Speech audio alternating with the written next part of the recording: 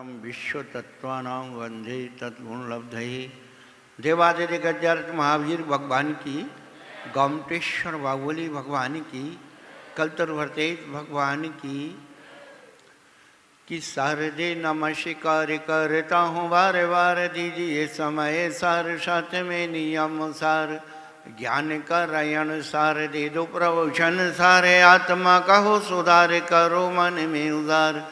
परम पदार्थ सारे दे दो पंचास्तिकाय पाऊँ मैं भी बोधे ऐसा रक्षा करूँ षण्निकाय।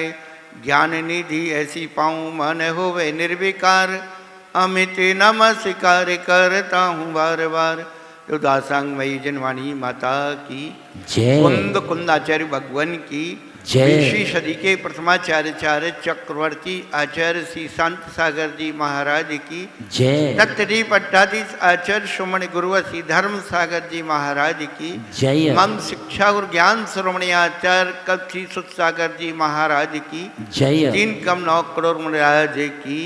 बोलिए परम पूज्य प्रज्ञा श्रवण मुनि श्री अमित सागर जी महाराज की, समस्त मुनि संघ की। बंधुओं, कल हमने ये बात बताई थी कि हमने आज तक भगवान को भक्ति से नहीं पुकारा। दर्शन किए, प्रवचन सुने,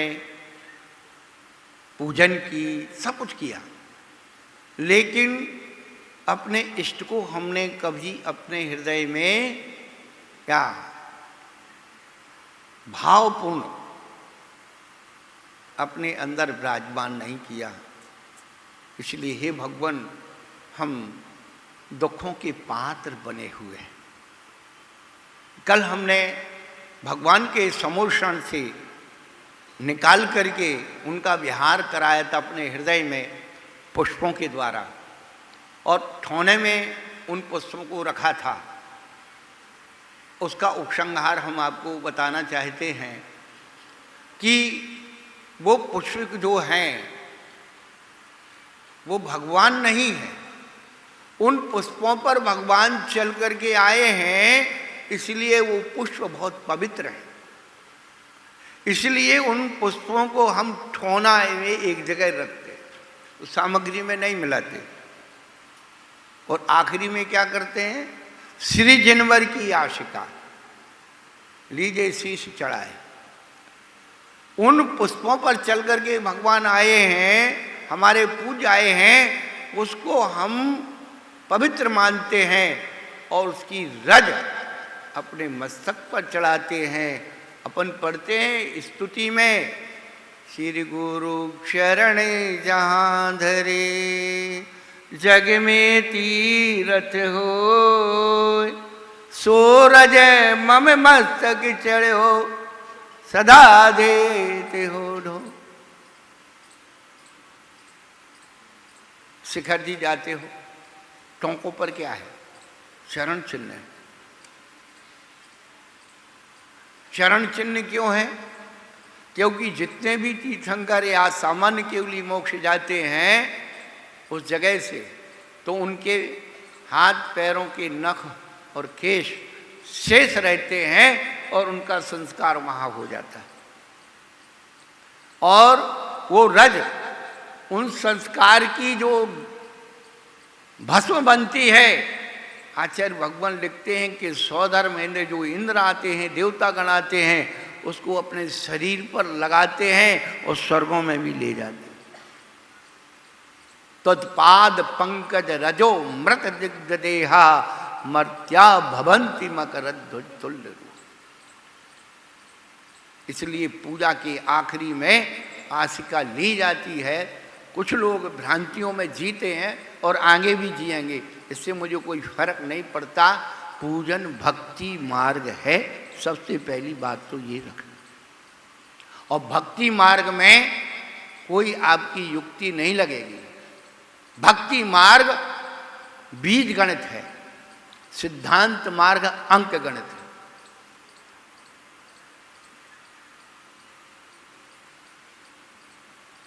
इस चैप्टर को यहीं रोक करके आज आपको कुछ ऐसा बताने की कोशिश कर रहे हैं। बहुत दिन हो गए करते करते, सुनते सुनते, और सुनोगे भी, आगे भी सुनोगे। अंतो नत्थि सुदीनम कालो थो वयम च दुम्मेहा तन्नवरी सिक्यब्दम झम झम मरणम ख। आचार्य भगवान कह रहे हैं अंतो नत्थि सुदीनम, श्रुत अपार है, उसका अंत नहीं है। कालो थो, समय बहुत थोड़ा है। वयम च दुम्मेहा, और ऊपर से हमारी दुर्बुद्धि है। तो करना क्या है, इतना सा कर लो, तन्नवरी सिक्यब्दम। इसलिए तुम ऐसी शिक्षा को ग्रहण कर लो जिससे तुम्हारे जन्म मरण का क्षय हो जाए, और करना कुछ नहीं।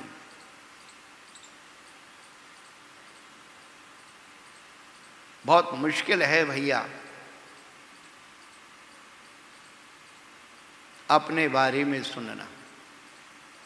दूसरों के बारे में तो बड़े रस ले लेके सुनते हो, और क्या हुआ भाई, उसका क्या हुआ भाई। लेकिन जिस दिन हम अपने बारे में सुन लें, कहें सीख गुरु करुणाधार, अपने बारे में सुनना है। ताहि सुनो भवि मंत्रयान, जो चाहो अपनो कल्याण। अपना कल्याण चाहते हो तो गुरु की वाणी को स्थिर मन करके सुनो, मान्यता धारणा निकाल करके सुनो। सुनना क्या है, हम सबकी कथा कहाँ से शुरू होती है। काले अनंत निगोदे मझार, बीतो एक इंद्रिय तन धार। एक व्यक्ति आया, सुना कोई एक ज्ञानी महाराज आए हैं, जो हर बात का जवाब दे देते हैं। कहने लगा महाराज ये निगोद बचपन से सुनते आ रहे, निगोद क्या चीज़ है, आप निगोद के बारे में बताओ। हमने कहा भाई शास्त्र पढ़ो, स्वाध्याय करो। अरे महाराज क्या बोलो, अरे महाराज क्या, मरने तक की फुर्सत।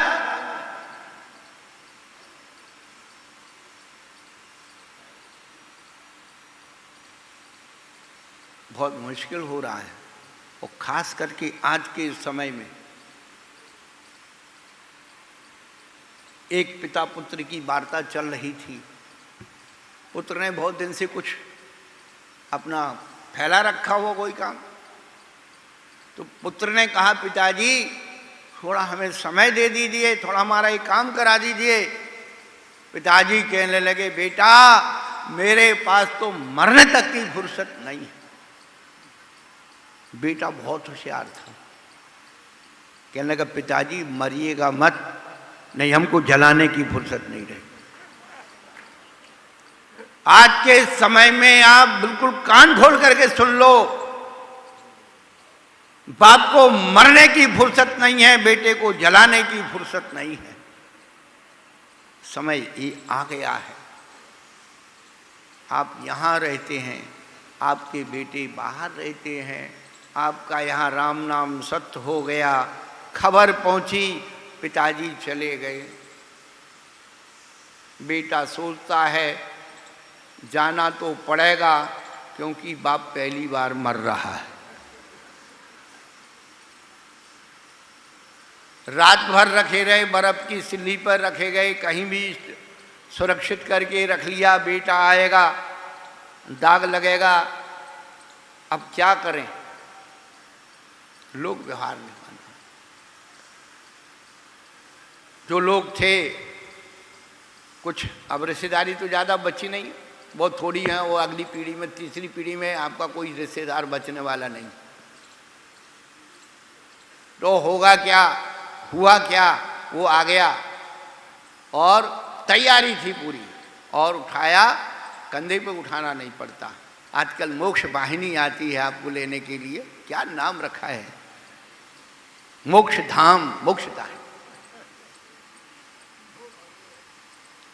वहाँ पहुँचे, लगाया और घर आए। अब वो बच्चा जो बचपन से ही बाहर रहा हो, उसको क्या मालूम कि मरण की क्रिया क्या होती और जन्म की क्या होती।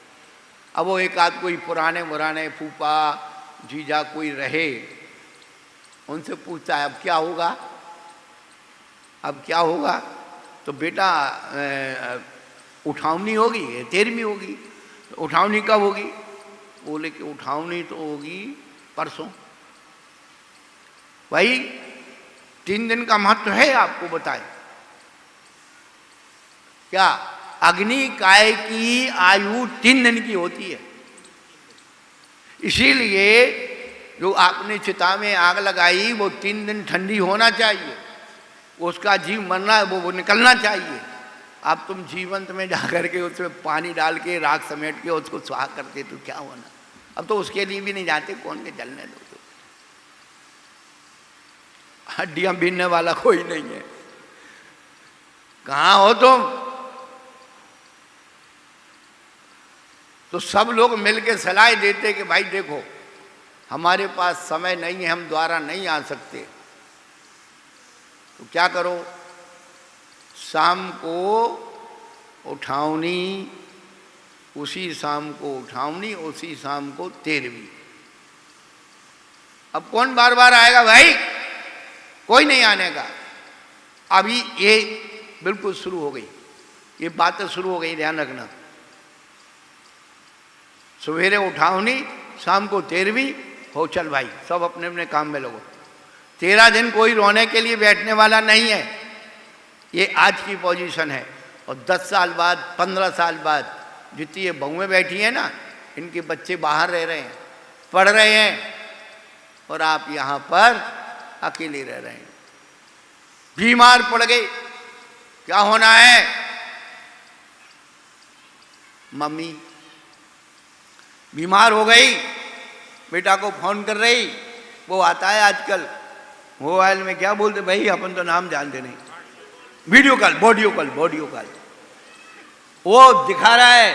मम्मी कह रही बेटा मैं भी, मम्मी आप चिंता मत करो, आपका अच्छा बढ़िया ट्रीटमेंट होता है, सारे नंबर वहाँ अस्पताल के रखे हुए हैं, क्लिनिक के रखे हुए हैं। तो डॉक्टर साहब मेरी मम्मी अमुक गली में, अमुक हाउस में और जो है बीमार है, आप एम्बुलेंस ले जाइए, उसको भर्ती कर दीजिए, पैसे की चिंता मत करिए। अब वो वीडियो कॉल में और बच्चे की आपकी वो चल रही है, बच्चा शकल देख रहा है, मम्मी चिंता मत करो, आप डॉक्टर आया, नर्स आई, लेगा, वहाँ रखा और इलाज करते ही आपकी गर्दन लटक गई। अब क्या होगा? वो बेटा डॉक्टर को फोन करके कहेगा डॉक्टर साहब अब इसको बॉडी को आप इलेक्ट्रॉनिक में डाल दीजिए और बिल भेज दीजिए। या अब आपकी दशा ये होने वाली है, लिख कर के रख लो, लिख कर के रख लो, आज का तारीख और समय लिख कर के रख लो। किसके लिए जी रहे हो? जिनके लिए आप भूखे बैठे रहे, प्यासे बैठे रहे, इतनी मेहनत की, मजदूरी की, ये बच्चे पढ़ लिख करके कुछ अपने पैरों पे खड़े हो जाएंगे, बुढ़ापे में कुछ काम आएंगे। आज किसका बच्चा किसके काम आ रहा है? हम इतनी ऊंची धर्म की बातें पढ़ लें, सुन लें, लेकिन बेटा कर्म का उदय आपको कहीं छोड़ेगा नहीं। इतनी सी बात जरूर ध्यान रखना, इतनी सी बात जरूर ध्यान रखना, यदि आपका मन गुरु भक्ति में है, गुरु भक्ति में है, हम अपने लिए नहीं बोल रहे, ध्यान रखना। यदि आपने आए दिन पाछे गए गुरु से किया ना हेत, और फिर पछताए होत क्या जब चिड़िया चुप गई खेत। अपने जीवन में किसी को गुरु जरूर स्वीकार कर लेना। गुरु जीवंत धर्म बताता है। थोड़ा ध्यान लगा कि गुरुवर दौड़े दौड़े आएंगे। वहां तुम्हारे पास बेटा बेटी बहू लड़का को नाती पोता कोई नहीं होगा, लेकिन तुम गुरु को याद करोगे, गुरु तुम्हारे सराहना खड़ा होगा कि बेटा घबरा मत, मैं हूं तेरे पास। आप गुरु के महत्व को क्या समझते हो? गुरु को वीडियो कॉल करवा दोगे तो गुरु आपको संबोधन कर देगा, अंत समय में भी आपकी चेतना को संभाल देगा।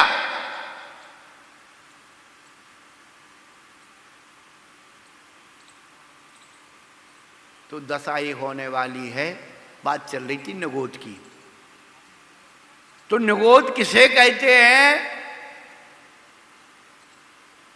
एक श्वास में 8-10 बार जन्म्यो मर्यो भरो दिखला। भैया जिस जीव को मरने से फुर्सत नहीं है, जिस जीव को मरने से फुर्सत नहीं, उसका नाम निगोद। और जिस आदमी को मरने की फुर्सत नहीं है वो पंचम काल का आदमी।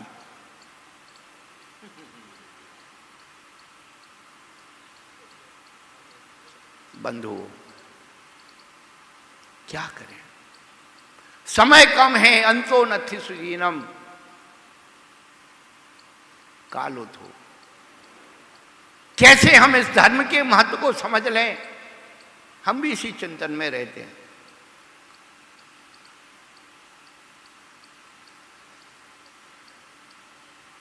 समय का अभाव, जिसको मरने तक की फुर्सत नहीं वो क्या करे?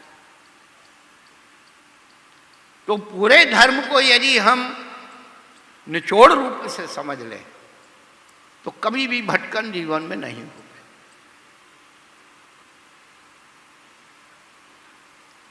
पहली बात तो ये होता है कि भाई धर्म की बात कैसे सुनी जाए, समझी जाए।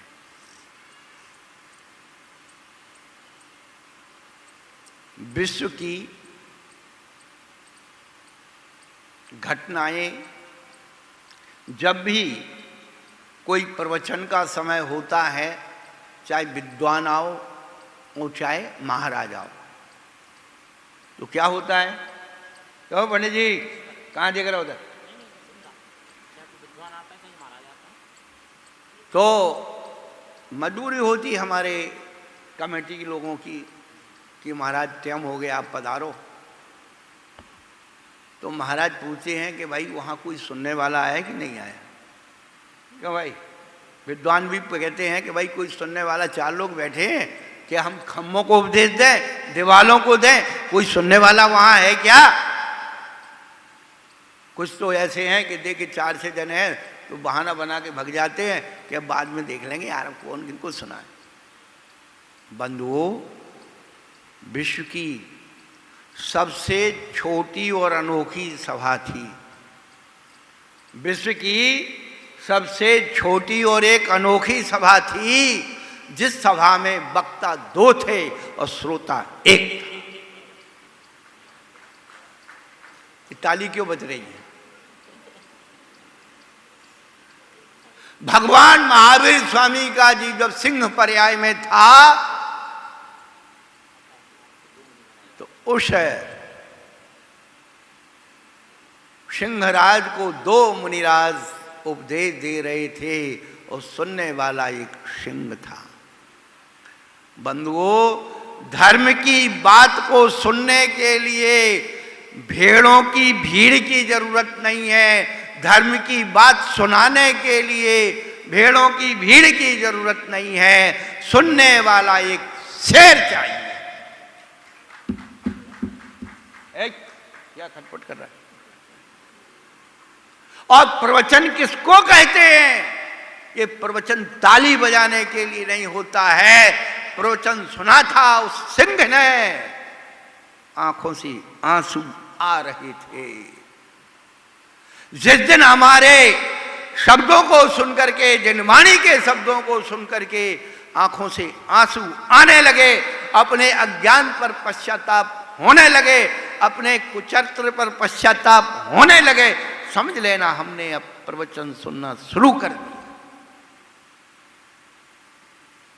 प्रवचन का मतलब ही है पोल खोलना, कमी बताना, गलत दिशा से गलत दिशा का निर्देशन करना कि तुम गलत दिशा में जा रहे हो। पछताओगे बाद। हमने तो घूमी 4 गतियां, न मानी जिन वाणी की बतियां। बाद में पश्चाताप। विश्व की सबसे छोटी और अनोखी सभा, जिसमें वक्ता 2 और श्रोता 1।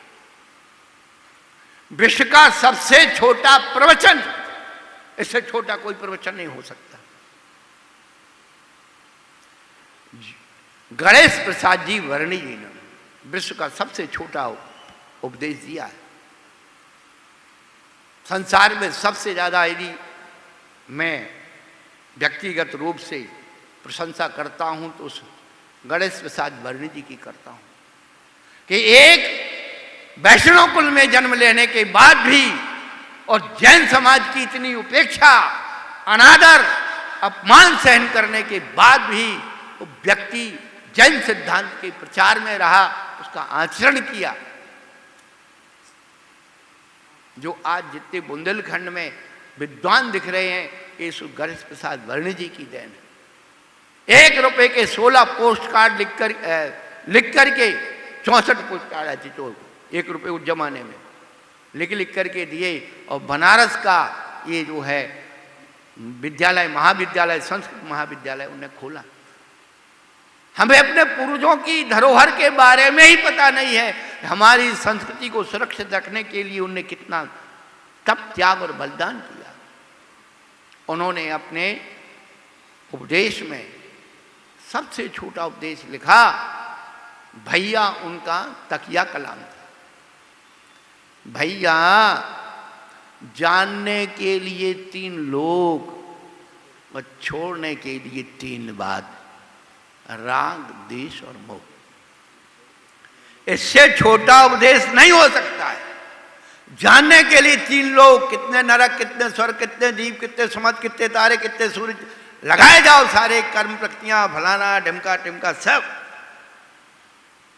सबका निचोड़ छोड़ने के लिए 3 बात, राग, द्वेष और मोह।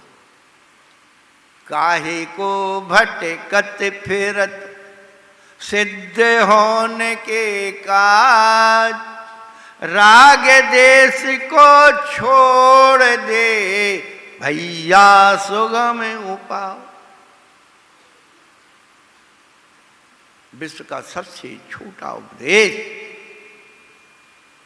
और विश्व की सबसे छोटी प्रार्थना, इससे छोटी प्रार्थना नहीं हो सकती। एक बच्चा भगवान के सामने खड़ा होकर मांगता है, कहता है प्रभु तू मुझे वह वस्तु दे जिसको मुझे मांगना नहीं आता।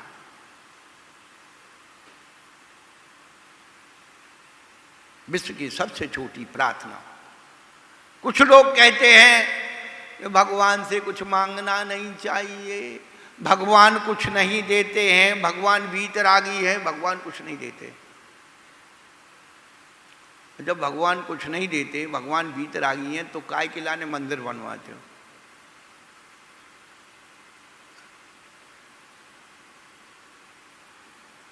कुछ धारणाएं, मान्यताएं इतनी गहरी चली गई हैं, भटक। भक्ति का मार्ग मांगने का है,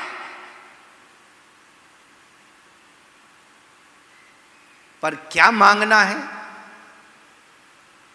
ये समझना। सबने मांगा है, ऐसा कोई नहीं बचा जिसने नहीं मांगा हो। गई गमनम समाई मरणम, जिन गुण संपत्ति हो मध्यम। आपसे कहे आपकी कोठी हमें दे दो, दे दोगे? कोठी तो बहुत दूर की बात है, कहीं पेन भी मांग लेना तो देने में तकलीफ होती कि ऐसा नहीं लेके चल गए। और आप जिन गुण संपत्ति हो मध्यम, भगवान आपकी संपत्ति हमारी हो जाए। भक्ति का मार्ग मांगने का है। भगवान के सामने प्रार्थना करना चाहिए, याचना नहीं करना चाहिए। हम लोग भगवान के सामने याचना करते हैं। याचना करने में और प्रार्थना करने में अंतर होता है। याचना कौन करता है? भिखारी।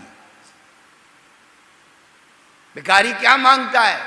जो आपका खराब हो गया है, बचा कुचा, बासा तपासा, फटे पुराने, वो दे दो। याचना में यूजलेस और प्रार्थना में यूजफुल। प्रभु जो आपके पास है वही हमें चाहिए, वो यूजफुल है। अब भगवान ने 5 पाप छोड़ दिए, वही सामग्री हम मांग रहे हैं।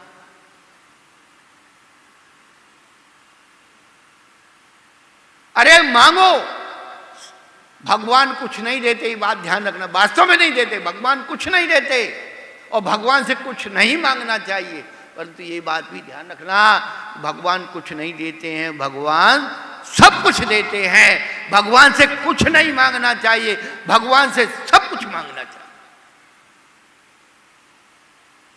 और नहीं है तो पूजा में पढ़ते हो ना, भुक्ति मुक्ति दातार,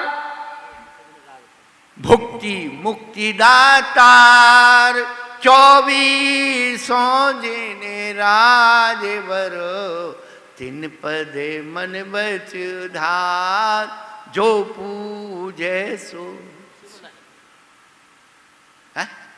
चक्री खगधर इंद्र पद, मिले आप ते आप, अनुक्रम करे शिव पद लहे, नेम सकल हन पाप। मिलता है, चक्री पद मिलता है। चक्री यानी चक्रवर्ती, खगधर पढ़ते तो रोज। बताओगे भाई, कोई अर्थ बताओगे? यहां बैठे शीतल जी को छोड़ देना है। खगधर, खगधर माने विद्याधर। खा कहते हैं आकाश को, गा कहते हैं गमन की, धर यानी धारण करने की शक्ति, आकाश में गमन करने की, जिनके धारण करने की शक्ति, उन्हें विद्याधर कहते, खगधर कहते। मिले आप तो आप, मांगना नहीं पड़ता। अनुक्रम कर शिव पद लाए, नेम सकल हन पार, नियम से बोलिए आप। हमें मांगना ही नहीं आता, मांगो, सब कुछ मांगो। एक जन्मान भिखारी था, जन्म से भिखारी था। किसी ने बता दिया भगवान का भजन कर, शायद तेरी आंखें मांखें आ जाए। बेचारा भजन करने लगा, भजन करते करते जवान हो गया। एक देवता प्रसन्न हो गया उसकी भक्ति से। उनने कहा तू एक वरदान मांग ले, मैं तेरी भक्ति से खुश हूं, एक वरदान मांग ले। उसने कहा मैं अपने पोते को महल की 7वीं मंजिल पर सोने के पल्ले में रत्नों की कटोरी से दूध पीता हुआ देखूं। पोते को तो अपनी शादी मांग ली, अपनी शादी के बाद बच्चा मांग लो, और बच्चे को बच्चा मांग लो, तब ना पोता हो। आयु मांग ली, रहने के लिए महल मांग लिया, वह भी सोने का पल्ला मांग लिया, रत्नों की कटोरी में दूध पीता हुआ देखूं, देखूं, आंखें मांग ली। तो मांगना आता ही नहीं है ना। कुछ मांग लिया खत्म हो गया, फिर रोने लगे, कुछ मांग लिया खत्म हो गया, फिर रोने लगे। अरे एक बार में जो कुछ है सब मांग ले। भगवान के सामने प्रार्थना करिए, याचना मत करिए। जो ने पाप मान करके छोड़ दिया उसको क्या मांग रहा है। एक भगत रामचंद्र जी के सामने रोने लगा, भगवान मेरी घरवाली को वही ले गया। हनुमान जी बाजू में बैठे मुस्कुरा रहे, मेरे मूर्ख, उनकी खो गई भी अपनी नहीं ढूंढ पाए, तेरी कहां से ढूंढेंगे। सोचिए आप, जब तक हमारी चेतना सोचने के लिए मजबूर नहीं होगी, अपनी धारणाएं मान्यताओं को नहीं तोड़ेगी, कुछ नहीं है, सब ढोंग है, और मान्यताएं थुपती जाएंगी और सीख का मूसल बनता चला जाएगा। आप जहां गिरता रहोगे और नीचे चले जाओ। मनुष्य पर्याय जितनी कठिनता से मिली है, बहुत मुश्किल से मिली है बंधु, विश्व की सबसे छोटी रामायण, पूरी रामायण का सार, और विश्व की सबसे छोटी गीता, एक वाक्य में पूरी रामायण और एक वाक्य में पूरी गीता, सब कुछ ले लो, इसी का नाम रामायण है। और सुई के नोक के बराबर भी नहीं देंगे, इसी का नाम महाभारत। ये रामायण और महाभारत हर युग में होगी, ये ध्यान रखना। नारायण प्रति नारायण होते हैं ना, उन्हीं से तो रामायण महाभारत बनती। ये मत सोचना कि जो हो गई सो हो गई, नहीं। यदि हमने अपने छोटों के बड़े होकर के छोटों के प्रति त्याग किया है, अरे मेरा छोटा भाई सुखी रहे, मैं तो दुख उठा लूंगा, कोई बात नहीं, ले लो भैया ले लो और ले लो, तू दुखी मत हो, इसी का नाम रामायण। और सुई के नोक के उसका हिस्सा होते हुए उस पर अधिकार दिखाना है, मेरा सो मेरा तेरा भी मेरा, ये महाभारत की बात है। और इसी संस्कार से क्या होगा, उसी के पात्र, अब अपन रामायण के पात्र बनना चाहें तो यहाँ से, और महाभारत के पात्र बनना चाहें तो बहुत सीख लो। एक भाई साहब गए अपने लड़का को बच्ची देखने के लिए, शादी ब्याह, पुराने जमाने में पूछते, बेटा तुम्हें क्या आता है, भक्ता मारा आता है, तत्वा सूते छह डाला, ये पूछते थे। आज के ज़माने में क्या पूछे, बेटा तुम्हें नाचना आता है? बहुत संसार की बातें सब पूछे, हमें क्या, हम क्या करने, हम तो सौभाग्य नहीं मिला ऐसा।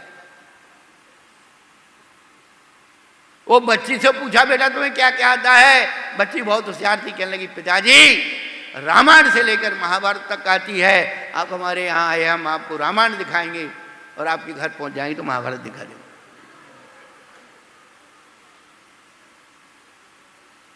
बंधुओं, अच्छे कार्य स्वयं में प्रशंसनीय होते हैं। पूरे विश्व में आप घूम करके देख लो, सुई की नोक के बराबर जमीन नहीं रहेंगे। क्या हुआ,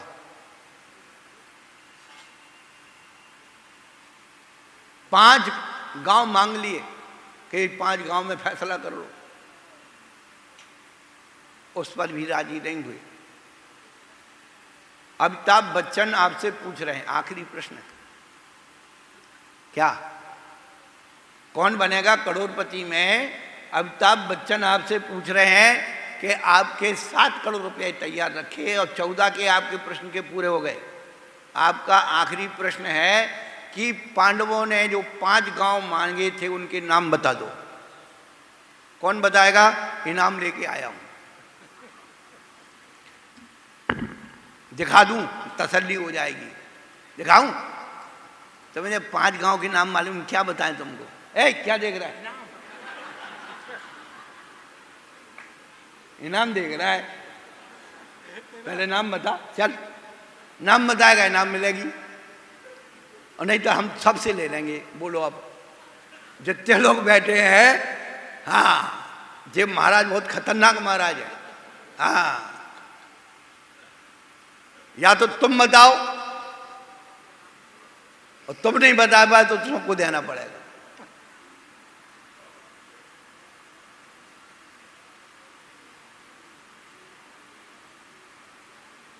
है कोई बताने वाला? एक आध पंडित जी है, कहूं शुरुआत?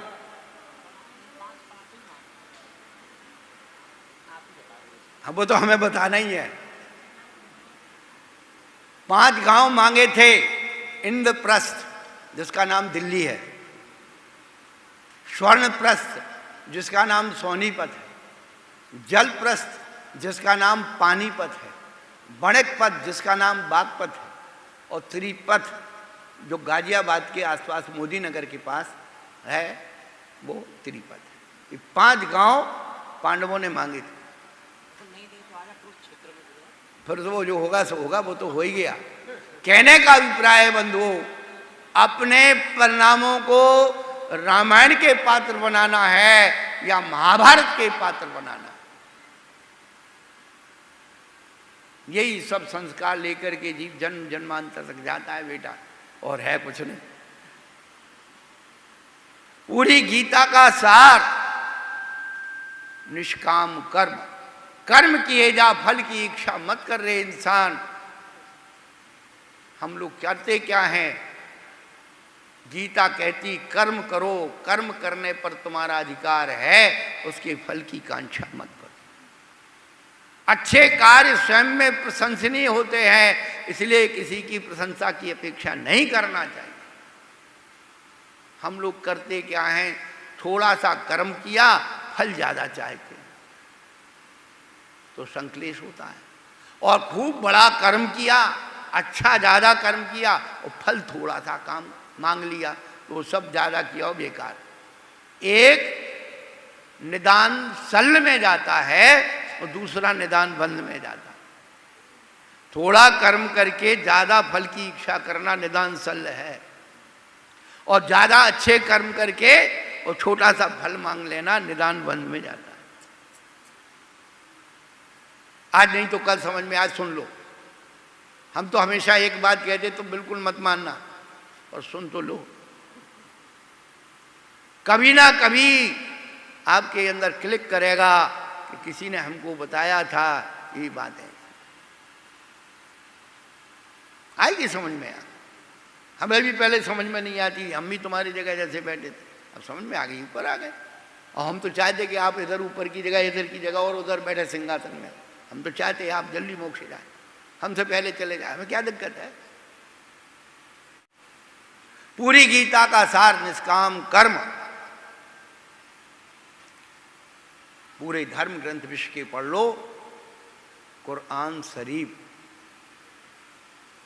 कुरान शरीफ में पूरा उसका सार है। उनने लिखा है रहम करो, रहम करो। जो रहम करता है अल्लाह उसे चाहता है, ये कुरान शरीफ में लिखा है।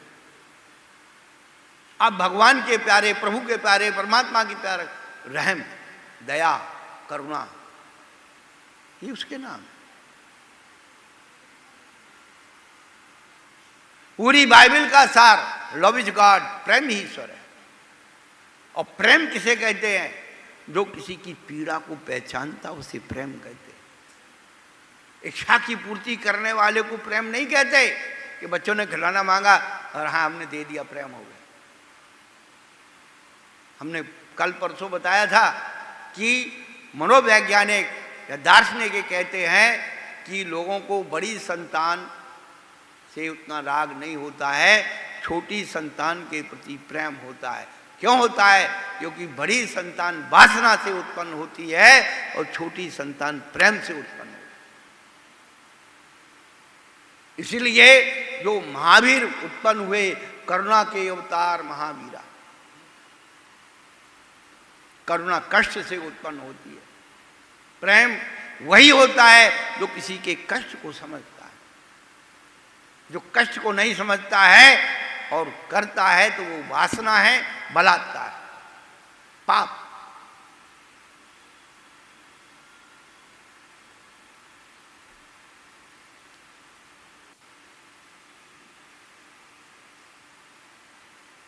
पूरे ग्रंथ पढ़ डालो।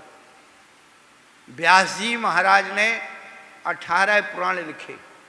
18 पुराण लिखने के बाद एक बाबा जी को मालूम पड़ गई कि व्यास जी महाराज ने 18 पुराण लिखे।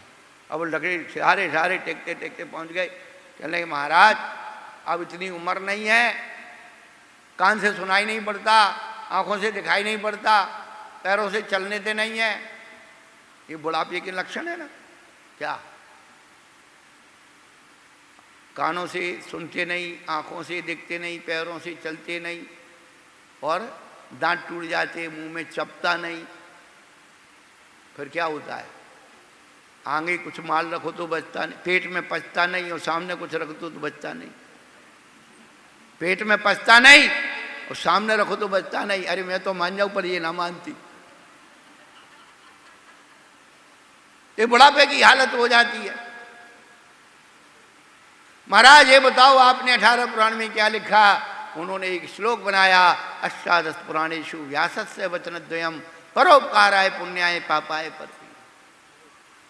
18 ग्रंथों का सार है, परोपकार करना पुण्य है और पर को पीड़ा देना पाप। ये 18 ग्रंथों का सार। आजकल अब फिल्म बहुत छोटी हो गई, पहले 3-3.5 घंटे की होती थी, अब 2-2.25 घंटे में निपटा देते हैं और धीरे धीरे छोटी होती चली जा रही। हमने भी एक फिल्म बनाई, बिल्कुल छोटी सी फिल्म। क्या? पत्नी डियर, पति beer, children careless, love the end. पत्नी डियर, यहीं कितनी महिलाएं जो है क्लब बना रखे साहब ने, और दिल्ली में चले जाओ तो अब बेहाल है। ये तो थोड़ा कस्बा है तो थोड़ा से बचे, संस्कार तो आ गए। पत्नी डियर, बहुत सारे सोसाइटी क्लब, ये यार दास्ती है, अपनी उठी सवेरे से अपने गई, वो अपने लेके पीछे कमंडल, और आ रही है रात के 11-12 बजे। आदमी समझा समझा के परेशान है। पति बेचारा गम के मारा, गम को भुलाने के लिए रम पी रहा। पत्नी डियर, पति बियर, चिल्ड्रन केयरलेस। बच्चों का कोई ठिकाना नहीं, अपने उनकी सोसाइटी है उसमें कोई मतलब नहीं। फिर एंड कहाँ होता है? लड़की किसी के साथ भाग जाती है, लड़का किसी को भाग लेता है, मम्मी किसी के साथ चली जाती है, पति बेचारा गम के मारा वैसे ही मर जाता है। एंड हो जाती है पिक्चर, और इतनी सी बात देखने के लिए आप घंटों बर्बाद करते।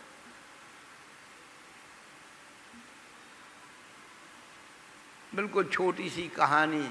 एक था राजा, एक थी रानी। क्या हुआ? नहीं नहीं, ऐसे नहीं मरते बेटा। एक था राजा, एक थी रानी, एक था उसका प्यारा बेटा। राजा मरा लड़ाई में, रानी मरी कलाई में, और बेटा मरा पढ़ाई में। तीनों मर गई, खत्म।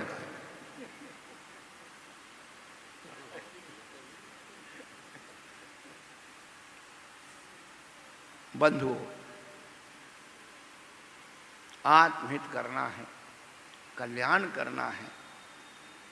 एक भव्य जीव पूज्यपाद आचार्य भगवान के पास पहुंचा, कहने लगा, भगवान इतने सारे ग्रंथ हैं, इतने सारे पंथ हैं, इतने सारे संत, कोई कहता है यहां जाओ तो कल्याण होगा, कोई कहता है वहां जाओ तो कल्याण होगा, कोई कहता है यहां आओ तो कल्याण होगा, कोई कहता है ये पढ़ो तो कल्याण होगा, कोई कहता है वो पढ़ो तो कल्याण होगा, कोई कहता है एक करो तो कल्याण होगा, कोई कहता है वो करो तो कल्याण। महाराज हमारी समझ में तो बिल्कुल नहीं आता। आप तो ये बता दो कि क्या करने से हमारी आत्मा का कल्याण होगा, कितना समझ लें जिससे हमारी आत्मा का कल्याण हो जाए।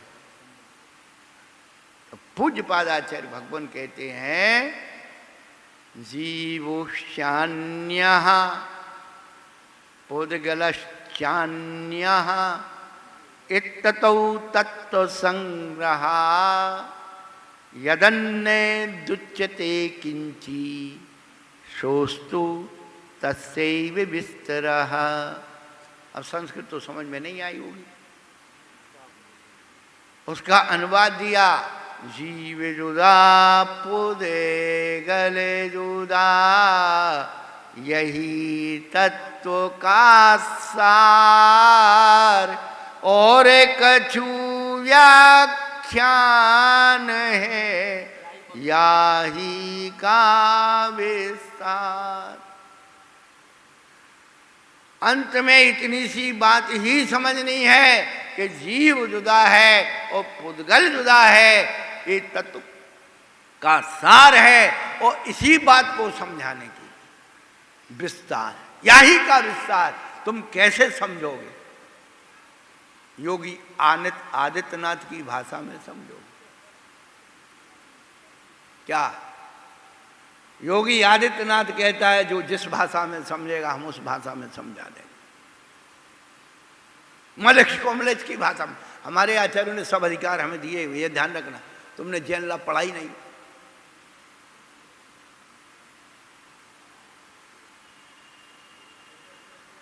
और कछु व्याख्याने आई का विस्तार, चाहे समझो क्षणक में, चाहे काल अनंत, जब समझो तब समझ लो, घट में है भगवन।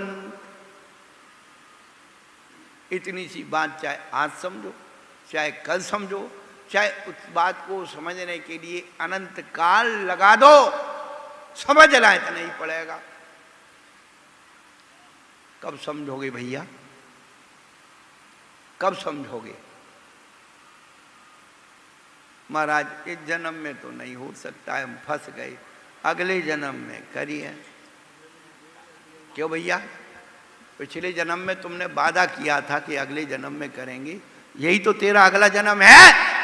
याद दिलाने आए कि तूने वादा किया था हमसे कल्याण करेंगे, फिर भूल गए अगले जन्म। ये अगले जन्म कब होगा? टुमारो नेवर कम, कल कभी आने वाला नहीं है। एक सच्ची घटना बता रहा हूँ आप। 92 में हम वहाँ फरीदाबाद थे। एक भाई साहब रिटायरमेंट हो गए, मियाँ बीवी दोनों आते थे, ज़्यादा आगे पीछे उनके सब कर्म करते। हमने कहा भाई साहब आप कल्याण कर लो, अब तो तुम्हारे सारे काम। नहीं महाराज अगले जन्म में करेंगे। मैंने कहा हाँ भाई एक काम कर, अगले जन्म का जो एग्रीमेंट कर। वो तैयार हो गया। हमने कहा कि जैन साहब क्यों आप जो है ये सब झूठ बोल रहे हो? पिछले जन्म में भी आपने कहा था अगले जन्म में करेंगे, मैं आपको याद दिला रहा हूँ, फिर आप अगले जन्म में नहीं। उसी दिन से मैंने नोटिस बोर्ड लगा दिया, आज नगद कल उधार। अब नगद में बेचेंगे, उधार का काम नहीं है, क्योंकि तुम लोगों को उधार की खाने की आदत पड़ गई। भूल के भी उधार का मत खाना। एक नवयुवक भारत देश का विदेश घूमने गया, अकेला था, घूमते घूमते उसे भूख लगाई। सामने एक होटल दिखी, घुस गया उसमें। उसने मेन गेट खोल करके अंदर गया, 2 दरवाजे आ गए, एक में लिखा था शाकाहार, एक में मांसाहार। अरे हम तो शाकाहार करते हैं भाई। शाकाहार का दरवाज़ा खोला, अंदर फिर 2 दरवाजे आ गए, उसमें लिखा था एक में ताज़ा एक में बासा। गया रे अपन तो ताज़ा खाएंगे, पैसे खर्च करेंगे, बासा क्यों खाना। ताजे का दरवाज़ा खोला, फिर आगे 2 दरवाजे आ गए, एक पे लिखा था नगद, एक पे लिखा था उधार। अब वो खड़ा, उसकी खोपड़ी खराब, यार यहाँ भी जो है उधार मिलता है, अपन उधार ले लेंगे, उधार खा लेंगे और उसकी एड्रेस गलत लिखा देंगे, उसका बाप भी नहीं ढूंढ पाएगा। अब हुआ ही, उधार का दरवाजा खोला, बाहर सड़क पे आ गया। अब देख रहा वो, अरे सिर मेरा बाप निकला। अब भूख तो लग रही थी, थोड़ी दूर आगे गया, एक होटल में एक विज्ञापन लिखा था, भोजन आप करो, आपके भोजन का बिल आपका पोता चुकाएगा। उन्होंने कहा ये तो बहुत अच्छी बात है। घुस गया अंदर, और आप लोग जानते फोपट का खाने मिले तो आप लोग डीजे बजा के खाते ना, बफे सिस्टम में नाच नाच के खाते। हाँ, हो गया, अच्छे अच्छे मेनू पे निशान लगाया, खाया पिया, बाहर निकलने लगा। 4 मोटे मोटे पहलवान पकड़ लिए उसके, बिल। बोले ये लिखा है आपका पोता चुकाएगा। बोले मैं तेरा थोड़ी मांग रहा हूँ, तेरा बाबा खा के गया था। तेरा नहीं मांग, तेरा बाबा खा के गया था, चुका। बंधुओं, कर्मों का कर्जा खुद को चुकाना होगा। आप खाओ, पोता चुकाए, ये नहीं चलेगा। इसलिए जो होटल में ऑर्डर देता है बिल उसी को चुकाना पड़ता है। बंधुओं, अपनी जीवन बहुत थोड़ा सा है। अंतो नति सुधीनम कालो थो भयम च दुम्बेहा। थोड़ा सा समय बचा है, आप अपनी आत्मा के हित के बारे में सोच लीजिए। हमारे मरने के बाद उनका क्या होगा, उनका क्या होगा, ये मत सोचिए। हमारे मरने के बाद हमारा क्या होगा, ये भी तो सोच ले भाई। मरने के बाद उनका क्या होगा, थोड़ी देर ऐसे ही मर के देख लो, तुम्हारी लाश भी नहीं उठ पाएगी, तिजोरी के अट्टे बट्टे होना शुरू हो जाएंगे, लड़ाई झगड़ा शुरू हो जाएंगे। किसके लिए जी रहे हो? थोड़ा अपने लिए जीना सीखो। धर्म अपने जीना सिखाता है कि समय अवसर मिला है, थोड़ा सा समय भी हमारे पास है, आप लोग लाभ ले लीजिए, तत्वार सूत्र सीख लीजिए, समाचार सीख लीजिए। हमारा कोई वो नहीं है कि भाई हम किसी को बरगलाएं। साथ रखिए, सामने बात करिए, आपने क्या पढ़ा है, आपने क्या सुना है, बोला दिखाइए। ग्रंथ में कहाँ लिखा है, हम आपके साथ, हम आपकी बात को काटेंगे नहीं, आपको गलत नहीं कहेंगे। शायद हो सकता है हम कहीं गलत हैं, हम ही सुधर जाए। आप तो सुधरो नहीं, हमें ही सुधार दो, हम तो सुधरने को तैयार। तो ये समय और अवसर मिला है, अपनी चेतना को जगाना है, अपने घर में आना है।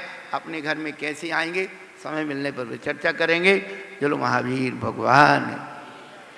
बोलिए परम पूज्य मुनि श्री अमित सागर जी महाराज की, समस्त मुनि संघ की।